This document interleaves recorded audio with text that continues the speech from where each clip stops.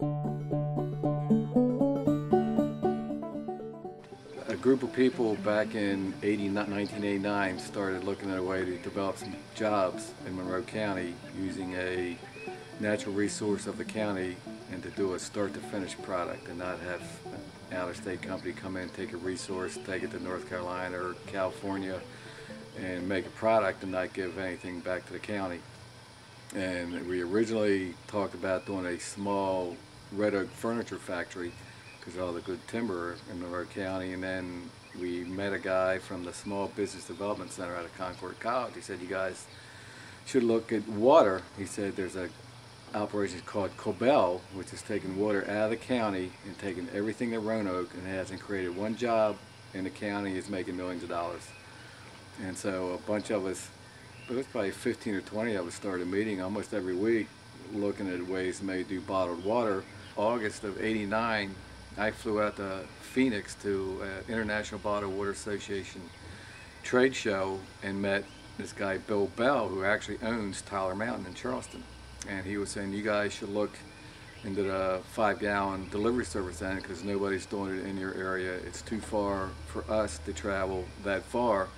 And he said it's a little slower return on your investment, but it's a lot steadier and less cutthroat. And basically that's what we did, and we started checking springs, and we found 2 really great springs right here on Peters Mountain. And so we started testing, and that's how we got started. We had 22 local investors kick in money. Got some money from the local banks, got some money from the West Virginia EDA on the land and the building, and started with 3 employees, and now we're up to 14 and have about 2,500 customers we deliver to. So by the time we got all that done, we actually opened in September 1990 to operate.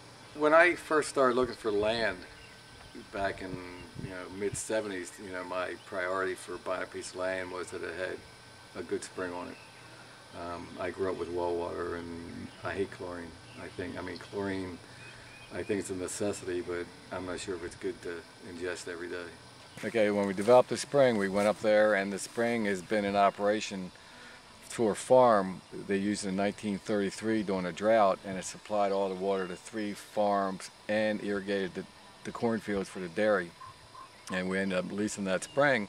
We went up and we dug the old spring box out and got to the original bedrock and the limestone, and then we built a concrete barrier, a cutoff trench, and backfilled it with 8 tons of wash gravel and put a pipe in it, and then we completely sealed everything off so the water just flows. There's no catchment basement or anything up there. It just flows right out of the, gets backed up behind that concrete wall and flows right down into our bottling plant.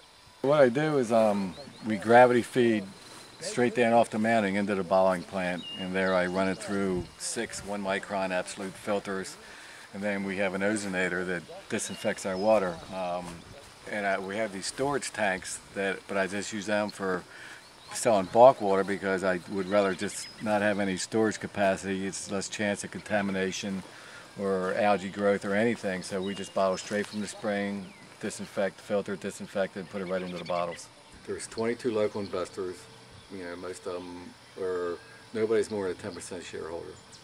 And we've had 3 different stock sales, the first one, and then we saw after like a year and a half we were probably going to run out of capital, just cash flow, so we had another smaller one that got us to another year, and then after year 3 we were turning a profit. We started in 95, we converted to subchapter S Corporation, which let all the money just flow right to the shareholders. Didn't have to pay the IRS, that way we were not getting double taxed, giving out, making a profit, paying tax, giving out dividends, them getting taxed again. So now they're responsible for any share of the profit. Originally it was basically $10 a share, and they pipe in, paid over $180 a share. Well, from right here in Gat Mills, we do about an 80-mile radius for our distribution. So we're in the Beckley and Princeton, Bluefield, Lewisburg, White Sulphur, Covington, then Christiansburg and Blacksburg, and then I have a warehouse in Bluefield, West Virginia now, and I send tractor-trailer loads of water there because we bought 2 other water companies out, bought their customer base, one in '93 and one in '95. And so we built the warehouse in Bluefield, and that put us in the coal fields of McDowell, Wyoming County, and then we're down in Abington, Virginia, and almost Bristol, Wytheville, Grundy.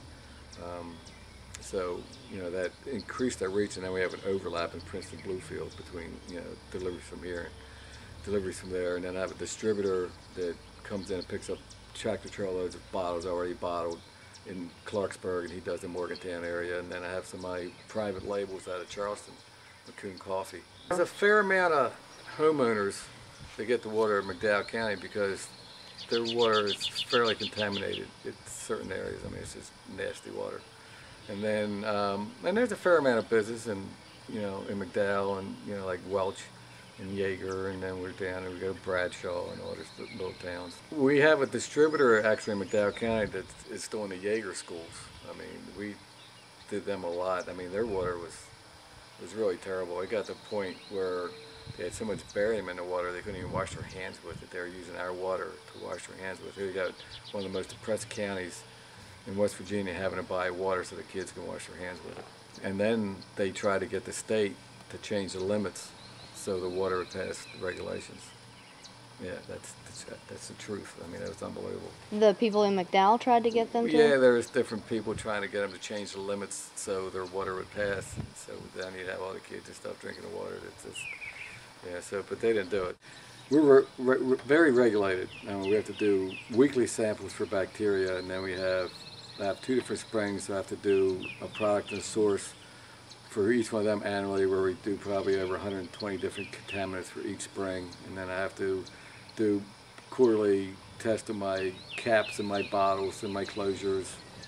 And the record keeping, especially after 9/11, the bioterrorism regulations and stuff that got passed, you know, we're considered a food industry and water is high priority.